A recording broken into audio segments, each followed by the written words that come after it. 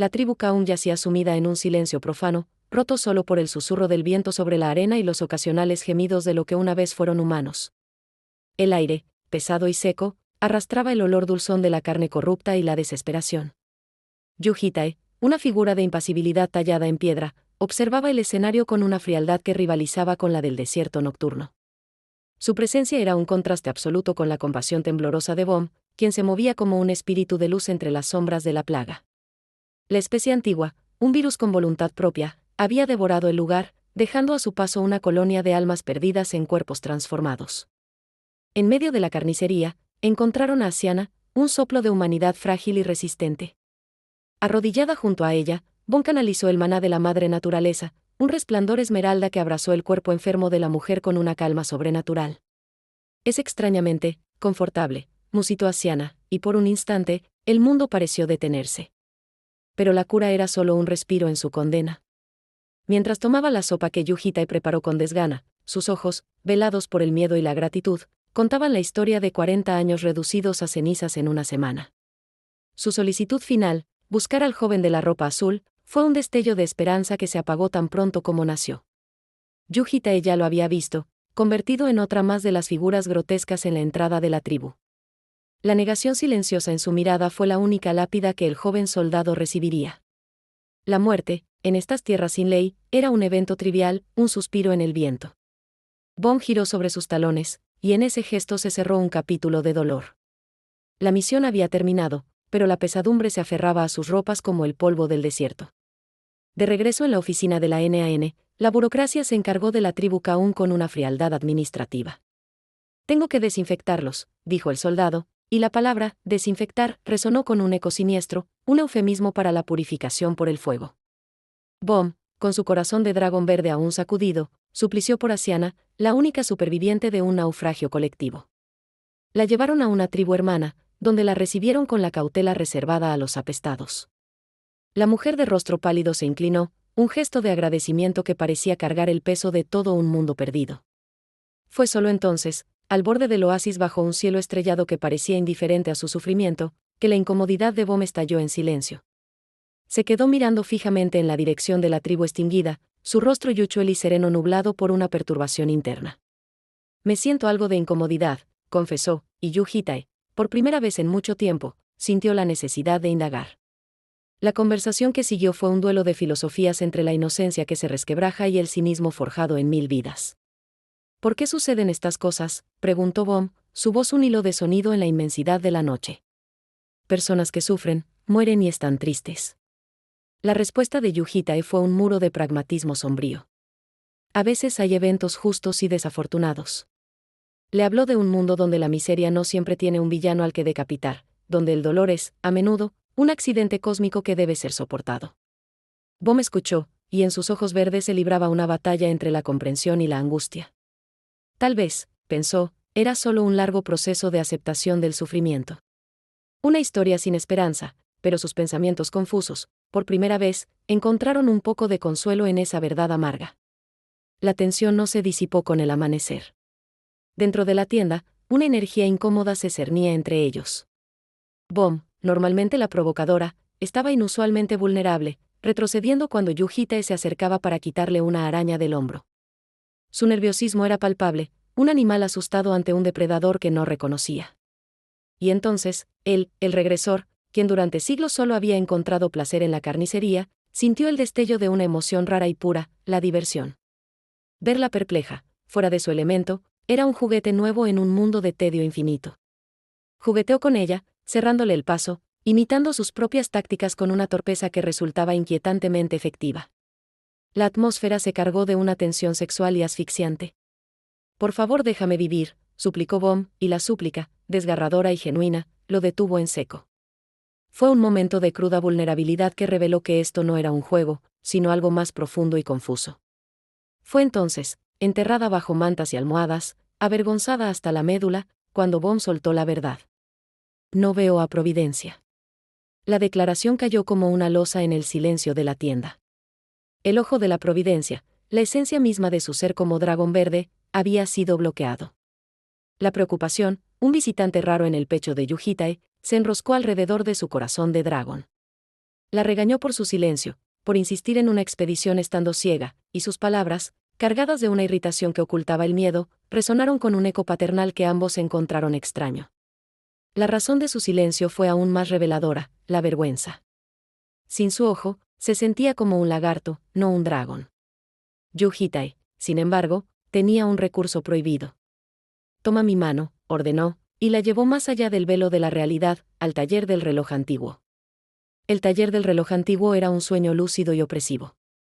Un universo invertido de oscuridad y silencio absolutos, donde relojes con manecillas inmóviles flotaban como lápidas de un tiempo paralizado. Bon se aferró a su mano, sintiendo que si la soltaba, su ser se disolvería en la nada. Él era su único ancla en ese lugar que instintivamente reconocía como hostil a la vida. Grandes relojes antiguos, algunos rotos, otros medio derretidos, pasaban junto a ellos, cada uno una cicatriz en el tejido del tiempo. Y luego, las estrellas. Puntos de luz que emitían sensaciones, y una en particular, roja y familiar, desprendía el aura de Yorum. Fue un destello de conexión en la soledad cósmica. El ave de luz, el mensajero del reloj antiguo, fue recibido con la familiaridad de quien trata con un dios caprichoso. Tras negociar con la autoridad exhausta, la verdad salió a la luz, una gran hostilidad, una amenaza de una escala abrumadora, se cernía sobre su mundo desde el mundo no providencia. No era que Bom hubiera perdido la providencia, era que algo tan colosal se interponía en su visión, un agujero negro que bloqueaba por completo su ojo. Las imágenes que llegaron a la mente de Yuhitae fueron apocalípticas, formas negras e irregulares cayendo del cielo como una plaga bíblica, esferas negras con grietas de las que sobresalían protuberancias de roca y metal.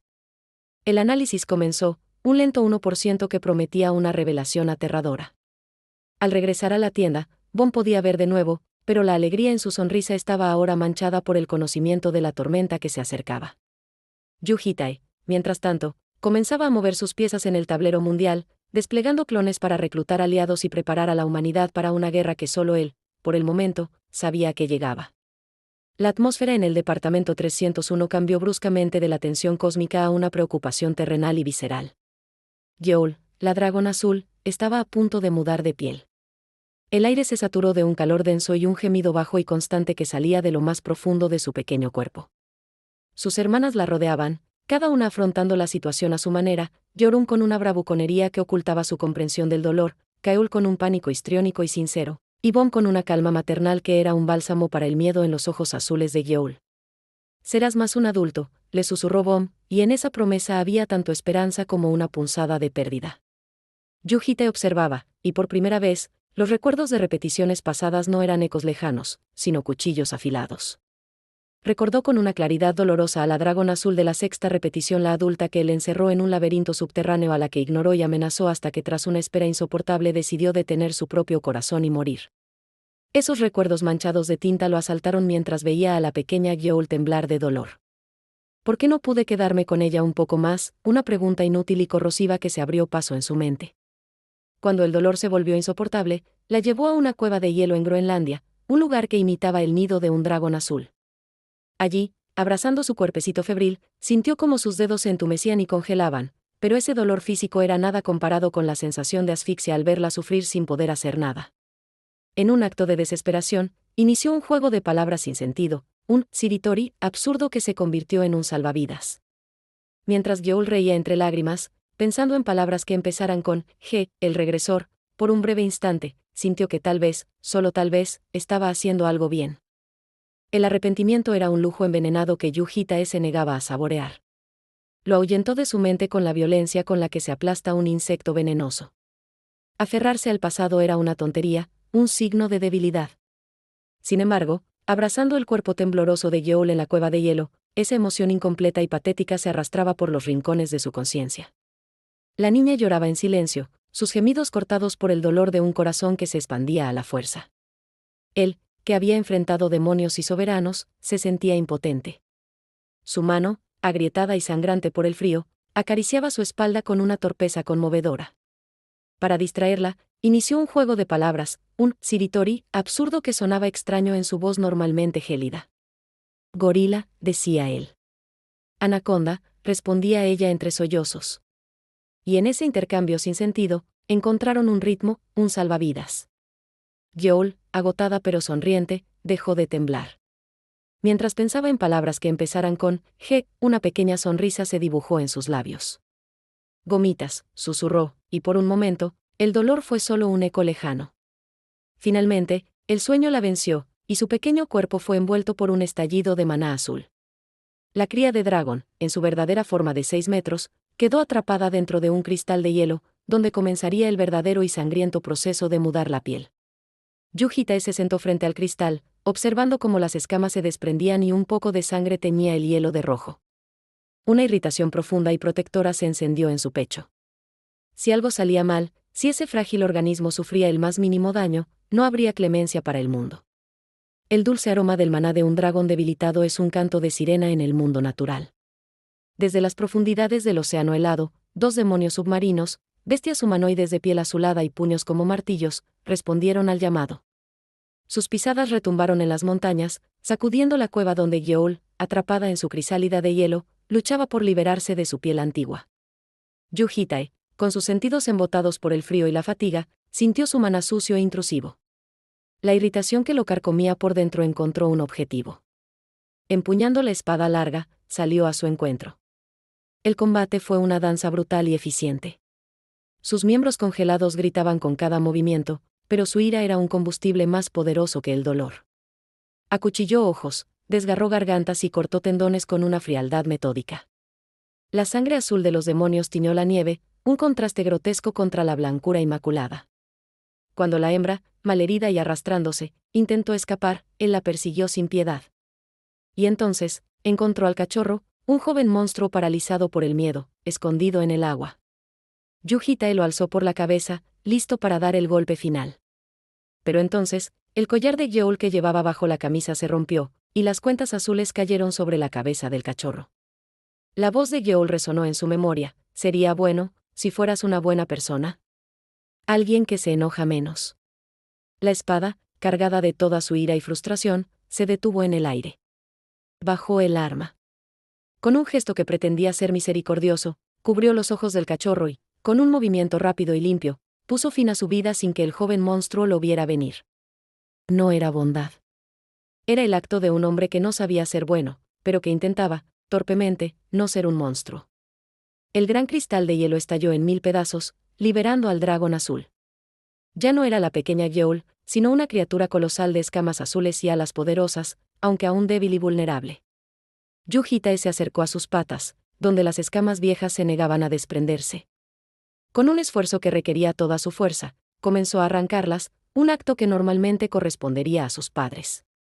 La cría, impotente, lo observaba, y cuando él le dio una palmada en una uña por moverse, ésta respondió con una patada que lo envió varios pasos atrás. Pero luego, algo cambió. La bestia inclinó su enorme cabeza hacia él, con su nariz de reptil, y cerró los ojos esperando. Él, desconcertado, no entendía. «¿Qué quieres?», preguntó, y la única respuesta fue un gruñido suave. Finalmente, la cría lo mordió. Suavemente. Abarcando todo su torso con su boca, pero sin ejercer presión, en un gesto que no era de agresión, sino de una confianza primitiva y absoluta. Era el abrazo más grande que podía dar.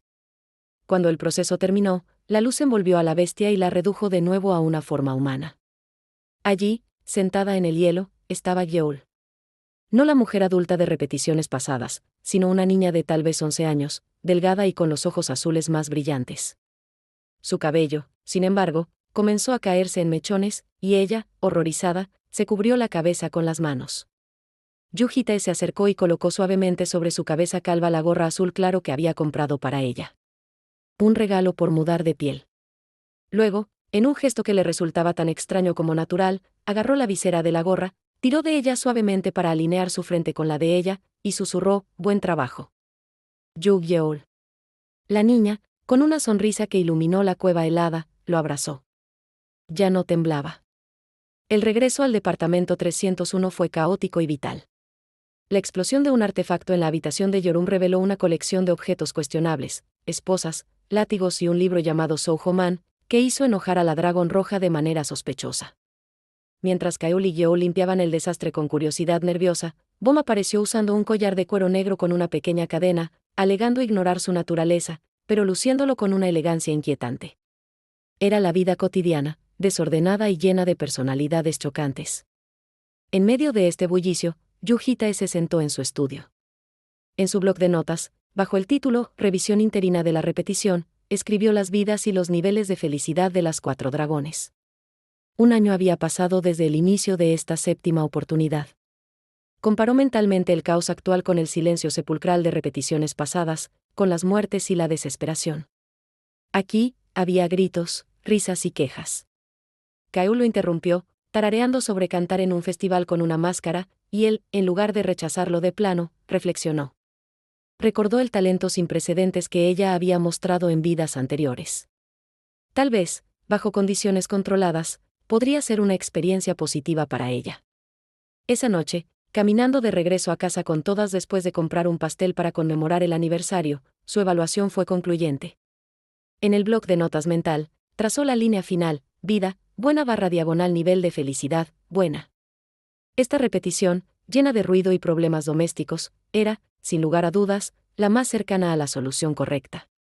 Mientras el Departamento 301 se sumergía en planes para una fiesta, en un club de lucha clandestino en Norteamérica, el clon 1 de Yu Hitae observaba el espectáculo vulgar. El aire estaba espeso por el humo, el alcohol y los gritos sanguinarios. El campeón del lugar, Mr. Cthulhu, no era otro que Jefferson Antonio, el asistente del líder de la Asociación Internacional de Superhumanos. Un hombre atrapado en un complejo de inferioridad que ahogaba en este pozo de respeto barato y violencia. El clon lo observó aplastar a un oponente con un solo golpe, matándolo, para delirio de la multitud. Después, vio cómo se pavoneaba, rodeado de una admiración vulgar que lo hacía sentirse vivo. El clon se interpuso en su camino, llamándolo patético. «¿Estás diciendo que soy patético?», rugió Jefferson, y su puño, capaz de abollar acero, fue detenido con facilidad por la mano del clon. La conmoción en los ojos de Jefferson fue instantánea. La semilla de la duda estaba plantada. Para rematarla, el clon regresó para su 14ª pelea, esta vez en el ring, usando una máscara de pollito amarillo. Al quitarse la camisa, reveló una fisiología perfecta que hizo gritar a las mujeres y enfureció a Jefferson hasta el límite. La batalla no mostrada era solo el primer movimiento en el juego de Yu Hitae para reclutar a un peón clave para la guerra que se acercaba. Mientras tanto, en el ascensor del Departamento 301, la conmemoración se transformaba en una conspiración. Kaeul, con una sonrisa de niña traviesa, propuso una fiesta sorpresa no para ellas, sino para el protector y Chirpy, el pollito. Su plan implicaba ignorarlos deliberadamente y luego, en el clímax de su confusión, revelar el pastel. La estrategia se volvió más y más elaborada, casi cruel, hasta que Bomb, con una sonrisa serena, tuvo la idea definitiva. Tenemos al maestro de la creación de la incomodidad a nuestro lado. 4 pares de ojos se volvieron hacia Yu Hitae. Lo convencieron para que interpretara el papel del villano, regañándolas a todas para crear una tensión que hiciera la sorpresa final aún más dulce. El regresor, que había enfrentado hostilidades cósmicas, se encontró, con un suspiro resignado, aceptando actuar en una obra de teatro doméstica. Y así, entre la conspiración de unas niñas dragón y los movimientos fríos de un clon en un club de lucha, la séptima repetición continuaba, un precario equilibrio entre la felicidad cotidiana y la tormenta que se avecinaba. La penumbra del corredor del Departamento 301 era el preludio de una farsa cuidadosamente orquestada. Bomb, con la seriedad de un general antes de la batalla, repasaba por última vez el plan con sus hermanas dragón. Kaeul y Yeol, conteniendo una excitación nerviosa, asentían con fervor, mientras que Yorum y Yu Hitae permanecían impasibles, sus rostros tallados en piedra. Una incomodidad palpable emanaba de Yu Hitae, un regresor atrapado en un teatro doméstico que desdeñaba. ¿Cómo había degenerado una simple fiesta de cumpleaños en esta compleja broma donde él debía fingir una ira que no sentía? El recuerdo de la vez que actuó como un fantasma, casi haciendo desmayar a Bomb, era un eco lejano que le recordaba la delgada línea que no debía cruzar. Las niñas se dispersaron como una bandada de pájaros, y el sonido de libros siendo arrojados y objetos cayendo llenó el aire, una sinfonía de caos fabricado. Yeol, especialmente, parecía encontrar un placer perverso en profanar la habitación siempre inmaculada de Bomb, esparciendo tierra de una maceta con la meticulosidad de un artista del desorden. Yu Hitae observaba, ajeno, un espectador incómodo en su propia vida. El tiempo, sin embargo, es implacable, y pronto la noche cayó como un manto. Una puerta se entreabrió, revelando el rostro ansioso de Kaeul. Era la señal. El protector, en la sala de estar, tarareaba para sí mismo mientras alimentaba a Chirpy, el polluelo que lentamente se transformaba en algo más. La paz del momento se quebró con el estruendo de objetos estrellándose en la habitación de Kaeul. Yu Hitae, arrastrado por la corriente del guión, abrió la puerta para revelar el caos interior. ¿Qué demonios le hiciste a esta habitación?, pronunció, y cometió su primer error. Su voz, siempre rígida, carecía de la calidez necesaria para la reprimenda, sonando hueca y artificial. Los ojos de Kaeul se abrieron desmesuradamente, un brillo de genuino susto asomando en su mirada dorada. Él desvió la vista, incapaz de soportar la pureza de su propia creación rota por su torpe actuación. Las miradas del protector y Chirpy pesaban sobre su espalda, dos jueces silenciosos de su farsa. La escena se trasladó a la habitación de Yorum, quien, acostada en la cama, lo recibió con una agresividad ensayada que salvaba su pobre performance. ¿Estás loco? ¿Por qué abres así la puerta de otra persona?, escupió ella, construyendo un muro de palabras que protegía su vulnerabilidad. La puerta se cerró de golpe, y desde dentro comenzaron a escucharse gritos y bofetadas ficticias. En realidad, Yorum se mordía el dorso de la mano para contener la risa, golpeándose el muslo con la palma para simular el castigo. Era su venganza secreta, un rencor que se liberaba en cada palmada simulada. Fuera, el protector y Chirpy se estremecían, convencidos de la brutal veracidad del espectáculo, sus miradas cruzándose en un entendimiento mudo de terror. El ambiente se había enrarecido, teñido de un peligro que, aunque ficticio, sentían tan real como el suelo bajo sus pies. La tensión alcanzó su punto álgido cuando Yu Hitae se enfrentó a Bom. Su habitación, devastada por Yeol con un celo artístico, era el escenario perfecto para el clímax de la farsa. No esperaba que hicieras esto también, dijo él, siguiendo el guión con la rigidez de un autómata. Pareces cada vez menos responsable últimamente. Las palabras, huecas para él, encontraron un blanco inesperado en el corazón de Bom. Sus labios, inicialmente firmes, comenzaron a temblar. Una luz vidriosa cubrió sus ojos, y pronto, la cabeza que siempre mantenía alta se inclinó, derrotada. Un sollozo, triste y genuino, quebró el silencio. No era parte del acto. La atmósfera, antes cargada de una tensión cómica, se volvió pesada y opresiva. Yu Hitae, atrapado en su propio juego, intentó continuar. Estoy decepcionado, declaró, pero las líneas escritas ya no regresaban. Bom solo lloraba, sus pequeños hombros temblando con un dolor que parecía demasiado real. La perplejidad del regresor se mezcló con una punzada de alarma. Él, que había visto mundos arder y dragones maldecir su nombre, se sentía vulnerable ante las lágrimas silenciosas de una niña. La fiesta sorpresa había fracasado, y él era, inesperadamente, el villano. Más tarde, en la terraza, bajo un cielo nocturno tachonado de estrellas frías, la atmósfera cambió. Bom se disculpó con una sonrisa incómoda, pero la máscara se había resquebrajado. Sé que no lo decías en serio, y, sin embargo, arrastró las palabras, y en sus ojos verdes, usualmente inescrutables, surgió una codicia vulnerable, un anhelo que miraba un tesoro. ¿Por qué me duele tanto el corazón? Antes de que él pudiera procesarlo, se acercó y lo abrazó, apoyando su frente en su pecho. Déjame quedarme así un momento, suplicó, y su peso leve se sintió como una losa en su pecho. La confusión lo inundó, un maremoto de dudas que crecía como un globo. Entonces, ella lo miró, con una seriedad que helaba la sangre. Ayus, sí. ¿Puedes decirme bonita? La duda, largamente contenida, explotó en su mente. El avión de papel con su mensaje había aterrizado por fin en su territorio, y ahora tenía que decidir si lo abría o lo dejaba que se perdiera para siempre. Mientras los ecos del drama doméstico se disipaban, la vida continuaba con su intrincada coreografía. En un frío octágono en otra parte del mundo, un hombre con una máscara de calamar, Mr. Cthulhu, yacía humillado, su orgullo destrozado por un enmascarado con una máscara de pollito. La escena era un contraste brutal con la calidez del dormitorio, sudor, sangre y una ira que buscaba venganza. Una llamada telefónica revelaba la red de orgullo herido y arrogancia que se extendía hasta la Asociación Internacional de Superhumanos. El capitán Onsungo, un sicario de la vanguardia, era arrastrado a una misión personal, una limpieza que despreciaba. Mientras tanto, en el estudio, Bom, con sus gafas de montura circular, provocaba a Yu Hitae con un «estoy embarazada», una broma literaria que solo enfriaba el ambiente. La normalidad era una ilusión, una frágil capa de hielo sobre aguas profundas y turbulentas. El foco regresó a Kaeul. Yu Hitae, moviéndose como un peón en el tablero del destino que él mismo había dispuesto, le entregó un ticket. Era una oportunidad para el concurso de canto enmascarado, una puerta que él había probado cerrando primero para asegurarse de que su frágil felicidad no dependiera de ello. Kaeul, la más sensible, la que se consideraba inútil frente a sus hermanas, lo recibió con una explosión de alegría que era casi dolorosa de contemplar. Sin embargo, las sombras de la vida escolar se cernían sobre ella. Su amiga, Jun-Yuran, se revelaba como una serpiente en el jardín, utilizando a Kaeul como un zapato para alimentar su propio ego.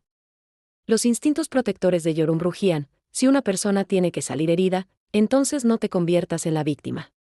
En cambio, sé el agresor. Era una filosofía brutal, nacida de un dolor ancestral, que Kaeul no estaba segura de poder abrazar. El escenario estaba listo para un conflicto que no se resolvería con garras y llamas, sino con palabras y traiciones sutiles. El ensayo fue una revelación. Bajo la máscara de pollito, Kaeul era un manojo de nervios. Su voz, al comenzar, se asemejaba a una caja musical temblorosa, clara pero llena de ondas de ansiedad que preocupaban a quienes la escuchaban. Se detuvo, como siempre lo hacía, en el mismo lugar, un hábito inculcado por las manipulaciones de Yuran. La presión de las miradas de sus hermanas y de Yu Hitae era un peso físico. Pero entonces, algo se quebró dentro de ella. Algo floreció en la dificultad. Al pensar en Yu Hitae, en la extraña seguridad que su presencia le inspiraba, la canción cobró vida. Su voz se transformó. Ya no era la imitación de otro, sino la esencia pura de una emoción que ni ella misma comprendía del todo. El timbre claro de un instrumento de cuerda dibujó acantilados de medianoche y una esperanza dolorosa en las mentes de los oyentes.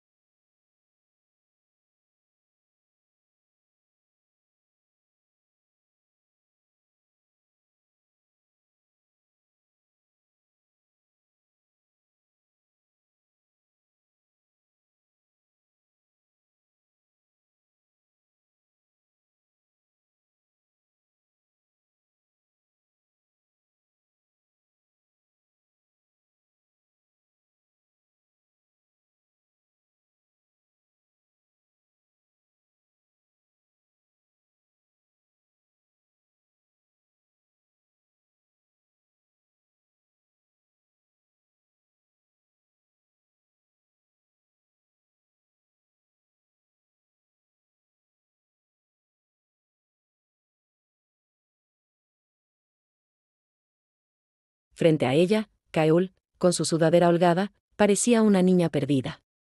Pero debajo de la máscara de pollito, algo había cambiado. Cuando le tocó su turno, la inmersión fue más profunda y peligrosa que nunca. El mundo exterior se desvaneció. Solo existían la música y ese sentimiento indescriptible que la conectaba con Yu Hitae, con la lucha, con la esperanza de en algún momento u otro.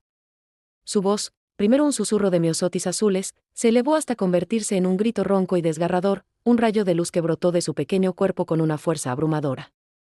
Fue literalmente aplastante. Un juez se levantó de su asiento sin darse cuenta. Yong-doe sintió que la piel se le erizaba. El director, un veterano de Hollywood, olvidó por completo que esto era un simple ensayo, había sido transportado a un acantilado emocional del que temía caer. La victoria de Kaeul fue absoluta, pero la guerra personal apenas comenzaba. En el backstage, Jun-Yuran, herida y humillada, mostró su verdadero rostro. Sus palabras, primero suplicantes y luego llenas de veneno, chocaron contra el nuevo muro de determinación de Kaeul. «Eres una mala persona», no, declaró Kaeul, y por primera vez, la voz no tembló. El director, sin embargo, jugó su propia partida. Con una indirecta críptica, le pidió a Kaeul que se diera la canción, un movimiento calculado para tentarla con algo mayor, la canción de la escuela, un honor reservado para pocos. Pero Kaeul, sabiamente, se aferró a su canción. El rechazo fue un golpe maestro. La máscara de Yuran se resquebrajó por completo, y sus lágrimas, esta vez, no lograron conmover a nadie. El escenario estaba listo para el festival, pero otra confrontación, más íntima y dolorosa, aguardaba en las sombras del aula del club. La victoria de Kaeul en el ensayo dejó un regusto amargo y metálico en el aire, como el de la sangre después de un golpe. La humillación había paralizado a Jun-Yuran, cuyo llanto teatral se secó de golpe cuando el director, con una risa vacía y cargada de desprecio, pinchó su burbuja de mentiras con una pregunta simple y brutal: Asumo que a tu madre le debe haber encantado aún más la canción de la escuela. El silencio que siguió fue más elocuente que cualquier sollozo, fue el sonido de una máscara hecha añicos. La máscara de conejo ya no ocultaba a una rival, sino a una niña pequeña y patética, atrapada en su propia telaraña de falsedades. Kaeul observó todo esto desde detrás de su máscara de pollito, y una sensación extraña la invadió. No era triunfo, ni siquiera lástima, sino una profunda y oscura comprensión de la bajeza que podía anidar en el corazón humano. El camino a casa estuvo lleno de las felicitaciones estridentes de sus hermanas y los insultos que Yorum escupía contra su enemiga caída, pero Kaeul permaneció en silencio, su alegría contaminada por el feo espectáculo de la cual había salido victoriosa. La victoria, comprendió, a veces huele a polvo y a lágrimas secas. Yu Hitae, el eterno vigilante, observaba la semilla de la inquietud germinar en ella. Se preguntó, con la frialdad de un cirujano, si debía intervenir. Su consulta con Bom no fue un faro de claridad, sino un susurro en la penumbra. Si estás preocupado, por favor consuélala. Si tiene que cambiar, por favor ayúdala, y si la atesoras, por favor dale un abrazo silencioso. Eran palabras de un oráculo, enigmáticas pero extrañamente reconfortantes. Decidió actuar. En un banco del parque, bajo un sol poniente que teñía el mundo de un naranja enfermizo, tomó la mano de Kaeul y le contó una historia.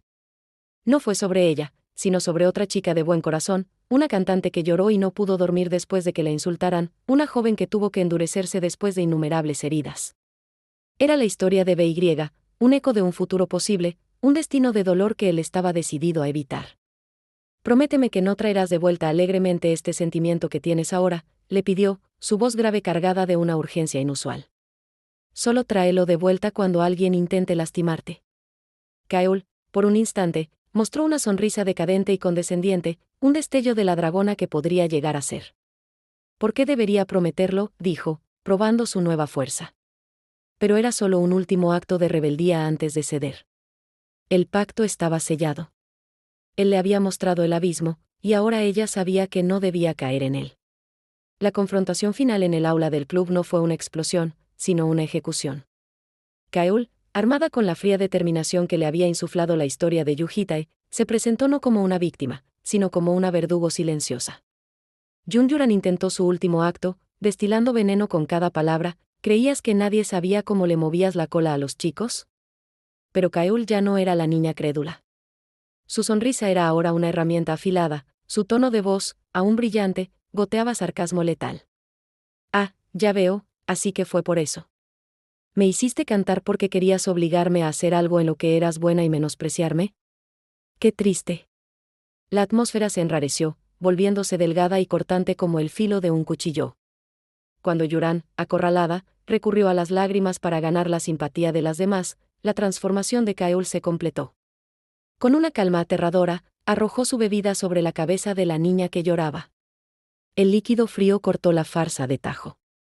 Luego, se agachó y susurró al oído de su antigua amiga las palabras que sellarían su destino.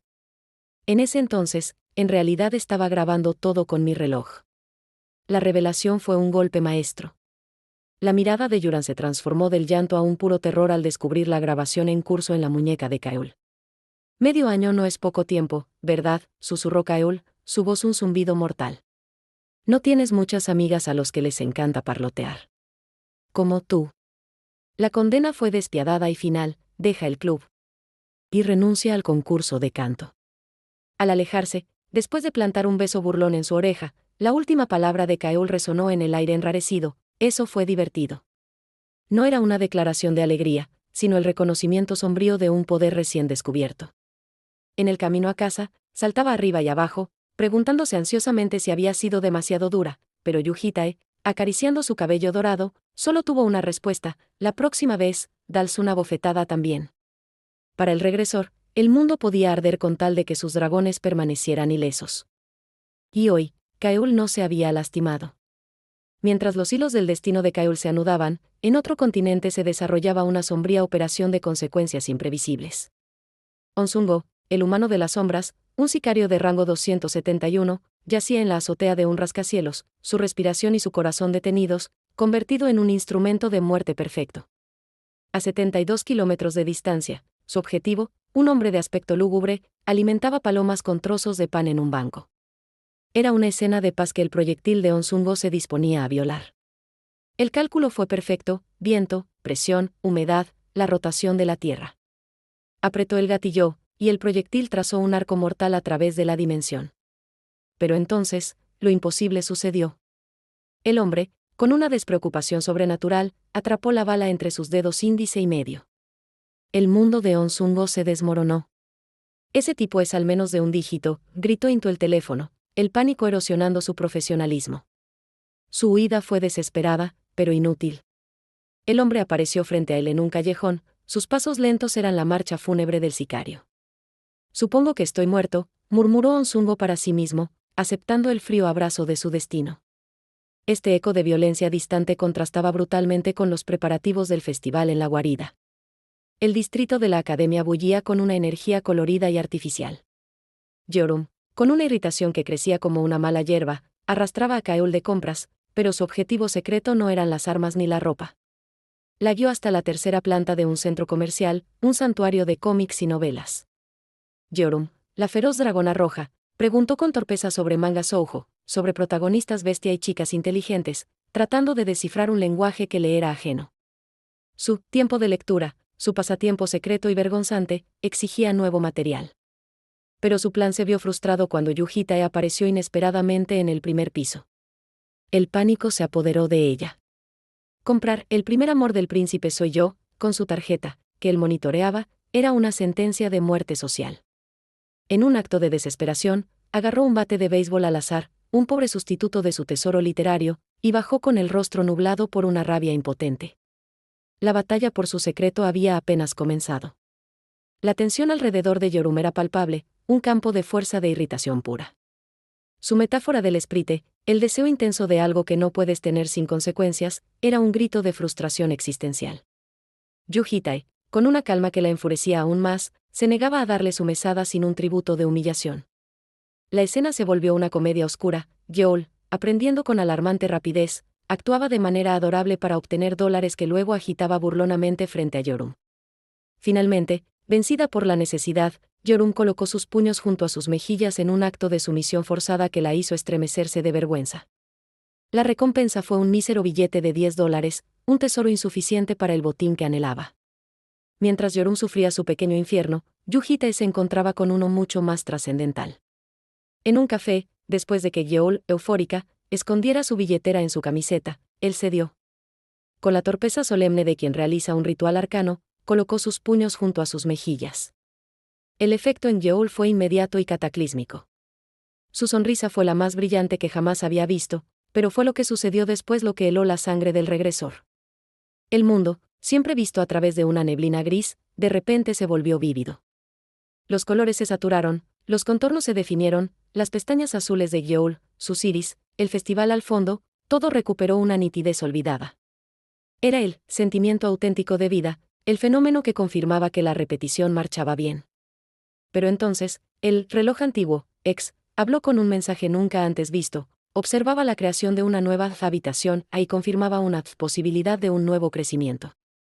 La confusión fue un vértigo. ¿Crecimiento? Él había alcanzado su límite hacía eones.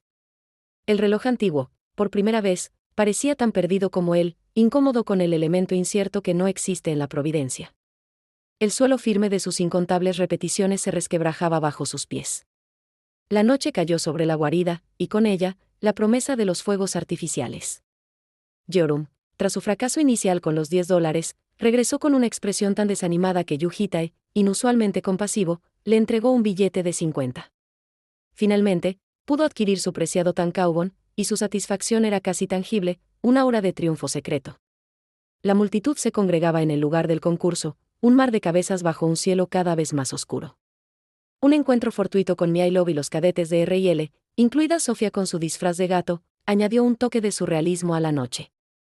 Yeol, ahora una niña descomunalmente hermosa, observaba el mundo con una curiosidad serena, evitando los avances de Sofía con una sonrisa suave. El momento culminante llegó con la cuenta regresiva. 3, 2, 1. Docenas de bolas de fuego se elevaron, trazando cicatrices luminosas en el cielo antes de estallar en flores efímeras de luz y color. Yeol, demasiado pequeña, luchaba por ver entre la multitud. Entonces, Yorum, en un acto de sorprendente solidaridad, la levantó. Pero no fue suficiente. Con un susurro coordinado, se desarrolló una escena que era a la vez cómica y profundamente conmovedora. Yorum saltó sobre los hombros de Yujitae, y Youl se encontró sentada sobre los hombros de Yorum, elevada por encima de todos, en la cima de una torre viviente. Desde su trono improvisado, Youl sujetó su gorra y miró hacia el cielo, sus exclamaciones de asombro, o uva, mezclándose con las de Yorum sobre la cabeza del regresor. Él, en la base, soportando el peso de su pequeño mundo, escuchaba esos sonidos de puro asombro. Bajo el lienzo negro donde florecían las flores de fuego, en medio de esa maravilla, el concurso de canto enmascarado por fin comenzaba. El escenario estaba listo, no solo para una canción, sino para el eco de una transformación que resonaría en el tiempo.